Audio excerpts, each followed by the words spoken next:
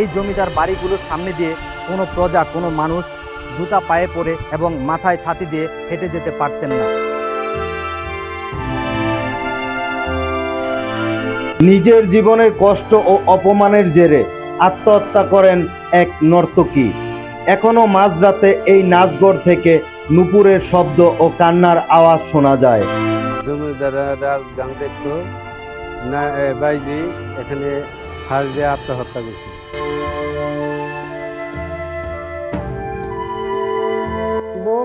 তারা গোসল করছে আগে, এখন তো তারা নাই। 10 বছর আগে দেখছি একজন মানুষ মেয়েরা ফালিয়েছে, অনেকে এটা দেখছে।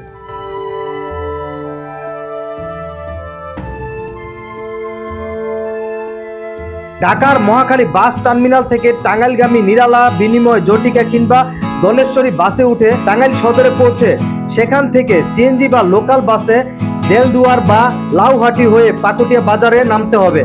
বাজার থেকে হেঁটে বা রিকশায় করে জমিদার বাড়িতে পৌঁছানো যায়। এই পাকুটিয়া জমিদার বাড়ির সম্পূর্ণ যাতায়াত এবং ভাড়া বিস্তারিত আমার ডেসক্রিপশন বক্সে দেওয়া থাকবে, আপনারা চাইলে সেখান থেকে চেক করে জেনে নিতে পারবেন। দর্শক, টাঙ্গাইলের নাগরপুরে অবস্থিত পাকুটিয়া জমিদার বাড়ির সামনে থেকে আমি নূর জানাচ্ছি আপনাদের সকলকে শুভেচ্ছা। কালের সাক্ষী হয়ে দাঁড়িয়ে থাকা নান্দনিক ও দৃষ্টিনন্দন বাংলার স্থাপত্য শিল্পীর মিছিল দেখতে ঘুরে আসতে পারেন এই পাকুটিয়া জমিদার বাড়িতে। পাকুটিয়া জমিদার বাড়ি মূলত চোখ ধাঁধানো পাশ্চাত্য স্থাপত্য এবং প্রাচীন নিদর্শনের মোহনীয় পরিবেশের জন্য দর্শনার্থীদের মুগ্ধ করে এই পাকুটিয়া জমিদার বাড়ি।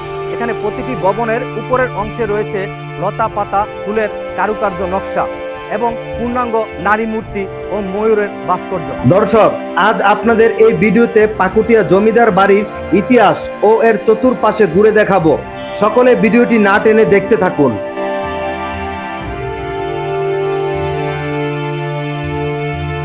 পাকুটিয়া জমিদার বাড়িতে আসার পর প্রবেশদ্বারে রাস্তার পাশেই দেখতে পাবেন দৃষ্টিনন্দন কারুকার্য খচিত একটি ঐতিহাসিক পূজা মণ্ডপ। এই পূজা মণ্ডপটি তৈরি করেছিলেন ভারতের নামকরা নামিদামি কারিগরদের দিয়ে। বর্তমানে মন্দিরটি ধ্বংসপ্রায় অবস্থা, এখন আর কোনো পূজা হয় না এই মন্দিরটিতে।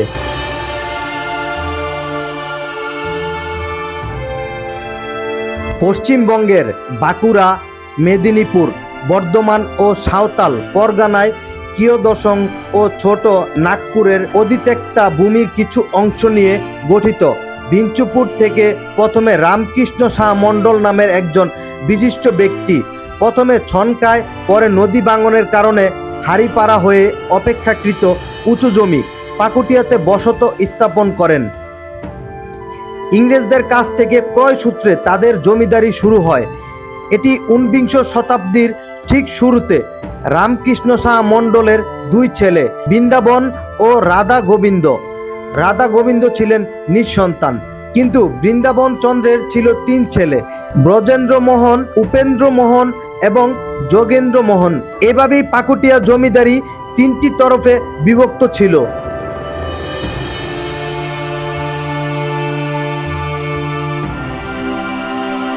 পর্দায় এখন যে ভবনটি দেখছেন এটি হচ্ছে ছোট তরফের প্যালেস, জমিদার যোগেন্দ্র মোহন মণ্ডলের বাসভবন। এই ভবনটির উপরের অংশে পূর্ণাঙ্গ নারী মূর্তি ও ছোট ছোট ফুল লতা পাতার নকশা কারুকাজের দৃষ্টিনন্দন একটি ভবন। এইখানে 3টি ভবন রয়েছে 3 ছেলের নামে। 3টি ভবনেরই ওই ডিজাইন, নকশা ও কারুকাজ বিদ্যমান।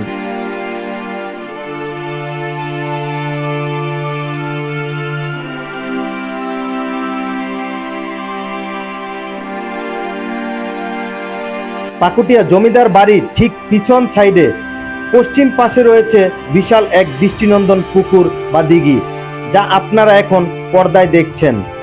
পুকুরটিতে মোট 6টি চমৎকার শান বাঁধানো ঘাট ছিল। এর চারপাশ জুড়ে বিশ্রামের জন্য বসার চমৎকার ব্যবস্থা ছিল। বর্তমানে ঐতিহাসিক এই পুকুর প্রাঙ্গণটি উন্মুক্ত রয়েছে, যা দর্শনার্থীরা ঘুরে দেখতে পারেন।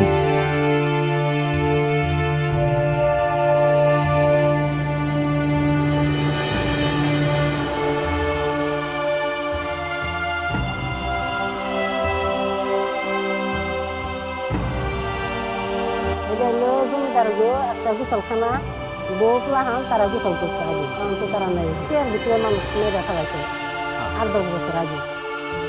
আমি যে জায়গার উপরে দাঁড়িয়ে রয়েছি এটি হচ্ছে একটি কুয়া। কুয়াটি ছিল জমিদার আমলের, তখনকার সময় এই কুয়াটি নির্মাণ করা হয়েছিল। এটি ছিল একটি কুয়া পানি উঠানোর জন্য, পানি খাবারের পানির জন্য একটি কুয়া ছিল। এই কুয়াটি এখন সম্পূর্ণ পরিত্যক্ত এবং আজ থেকে প্রায় 10-15 বছর আগে এই কুয়াটি একটি মৃত মানুষ পাওয়া গেছিল। এই এলাকার স্থানীয় সকল মানুষই এখানে একটি মৃত মানুষ পায়। পাকুটিয়া জমিদার 3টি বাড়ির পিছনেই রয়েছে 3টি করে কুয়া। এই কুয়াটি ছোট তরফের বাসভবনের পিছনে। এই কুয়াগুলো নির্মাণ করা হয়েছিল খাবার পানি ও গোসলের জন্য, এখন পরিত্যক্ত অবস্থায় রয়েছে।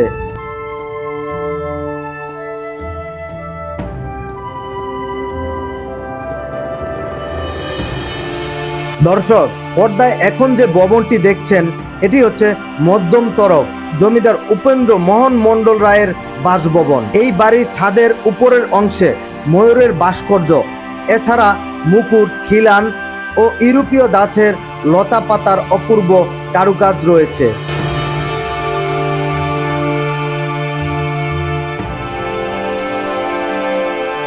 এখানে যে 3টি বিশাল অট্টালিকা রয়েছে সেগুলোর ডিজাইন নকশা করা হয়েছিল ভারতের নামি দামি লোক দিয়ে।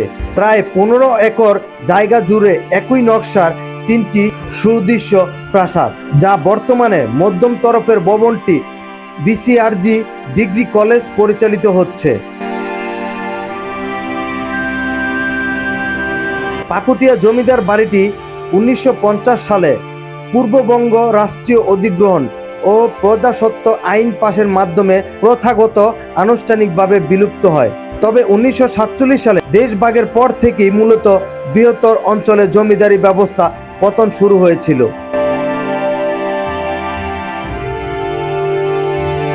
এই জমিদার বাড়িগুলোর সামনে দিয়ে কোনো প্রজা, কোনো মানুষ জুতা পায়ে পরে এবং মাথায় ছাতি দিয়ে হেঁটে যেতে পারতেন না। এতে জমিদাররা মনে করতেন তাদেরকে অসম্মান, অমর্যাদা করা হতো। তাই তাদের এই কঠোর নিয়মনীতি ছিল যা সকলে মানতে বাধ্য থাকত, নয়তো তাদের উপর চলতো জুলুম, অত্যাচার।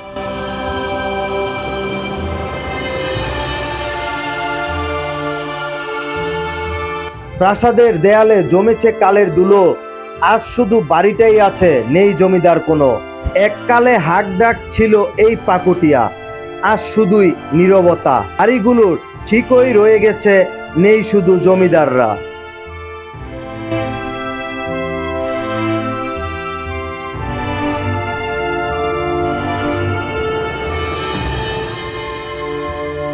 অতীতের কারিগরদের হাতের জাদুকরি ছোঁয়ায় রাজকীয়তায় দাঁড়িয়ে থাকা এই ভবন, যা আজও মুগ্ধ করে চলেছে সকলকে। দর্শক, পর্দায় এখন যে ভবনটি দেখছেন এটি হচ্ছে পাকুটিয়া জমিদার বাড়ির সবথেকে বড় ও দৃষ্টিনন্দন কারুকার্য খচিত অট্টালিকা।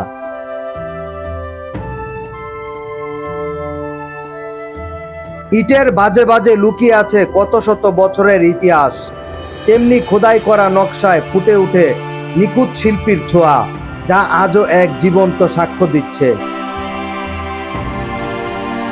ইট পাথরের ক্যানভাসে আঁকা নিখুঁত এক শিল্পকর্ম।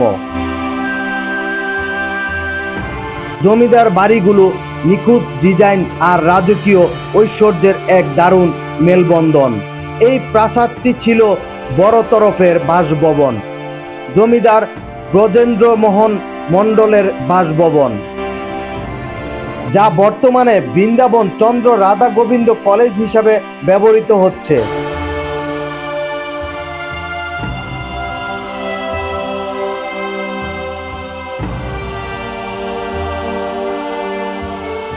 ঐতিহাসিক পাকুটিয়া জমিদার বাড়ির সামনে বিশাল মাঠটি ইতিহাস ও আধুনিকতার এক অপূর্ব মিলন মেলা। এই মাঠে যেন অতীত ছুঁয়ে যায় বর্তমানকে, এনে দেয় এক অদ্ভুত প্রশান্তি।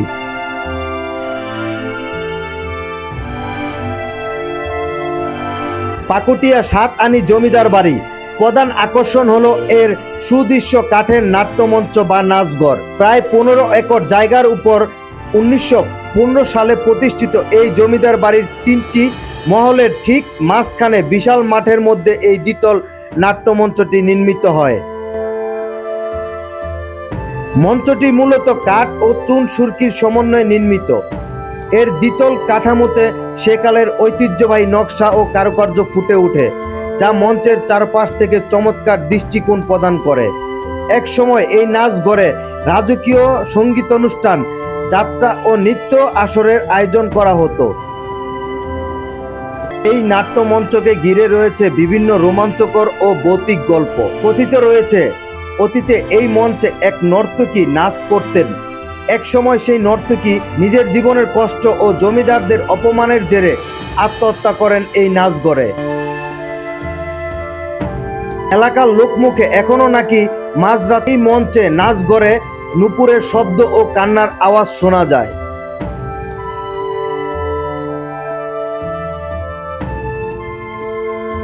যারা রাজ গান দেখতো, বিভিন্ন প্রকারের অনুষ্ঠান হইতো, এখানে বাইজি নাচাইতো।